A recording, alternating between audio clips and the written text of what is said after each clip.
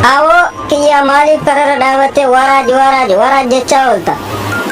Awo obboleessa kiyya rabbii jedhiiti magaalatti ganna geesse karaa kana gaddeemu jira asumarraa fuudhi magaalatti ganna geesse.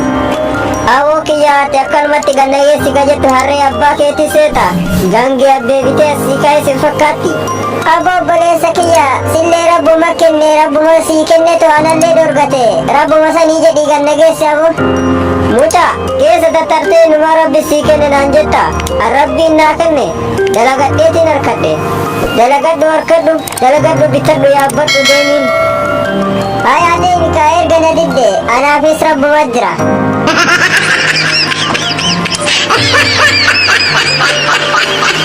Nagaan dhufte himadhu saahiba kiyya qaali eessaa si dhukkuba? Doktor dhukkubbiin kiyya dhukkubbii qaamaa osoo hin taane halkan manaa maatiin bula doktor si malee saahiba dhugaa hiriyyaa dhugaa kan itti himadhu qabu jedheetiin si dhufe doktor manaaba kiyya kana akkanaayiituun barbaade. Himadhu manaabni kan kee akkami waan danda'u taanaan siif hiika kan hin dandeenye immoo nama narraa dandeettiitti qabutti ol si erga. Doktor manaabni kiyya oggula manatti deebi'ee jira halkan edaa nama sadii na dhufanii anumaa gachiisee jedhe hirribni na qabee anumaa gachiisee jedhe ifaan narratti dhaame erga ifaan narratti dhaame halkan akkana toorazaa saddeetii kana nama sadii ta'anii na dhufanii lafan na qabanii na ukkaamsanii jalaayin ka'e na jala ka'anii jalaayin fiigee na jala fiiganii jalaan fiigee na jala fiiganii hallayyaa jalaa seene na jala seenanii. Doktor jalaayin ka'e achittis na jala ba'anii jalaayin fiigee na jala fiiganii jalaayin fiigee na jala fiiganii kana booda albuleedhaan na qabanii garaa koo na dhoosanii erga garaa na dhoosanii ammoo lafa na dhiisanii ciisi asuma naan jedhanii na biraa taranii lafa ciiseettiin matalee tiyya ifitti qaqqabee wanta na keessaa dije meeshaa garaa ifitti orrarraraa bulee halkan rifadhee hirribaa utaale. Doktor kanaan ifirraa dadhabe.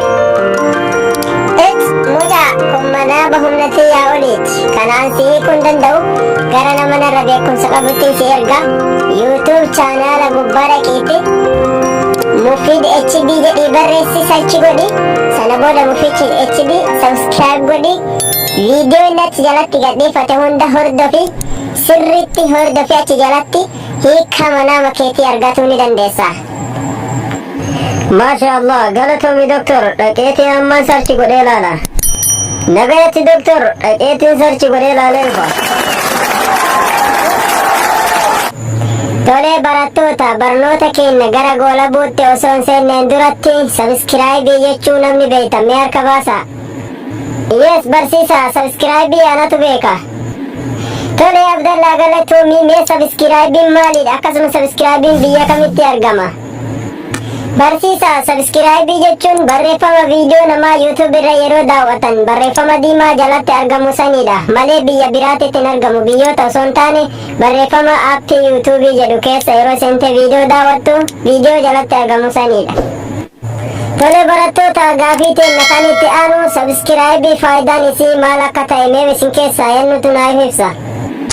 Dura kunoo barsiisa anatu isiniif ibsa. Tole Najibo galatoomi faayidaan sabskiraayibiin qabu maalidha mee nuuf ibsi gabaabsi. Barsiisa gabaabdumatti sabskiraayibii gochuun abbita viidiyoo san hojjatee gadhiifateef akka hamilee ta'ee fi inni cimee fuulduratti hojjatu taasisuudhaaf sabskiraayibii godhani. Kanaaf warri hanga ammaatti nu daawwattan galatoomaa yuutuub chaanaaliin keenya isinitti tole taanaan sabskiraayib godhaa viidiyoo kana laayik godhaa ni jajjabeessaa yaada keessan qeeqaa fi komiillee qabaannan koomentii jalatti nuuf kaa'aa isiniin jenna nagaan nu tura.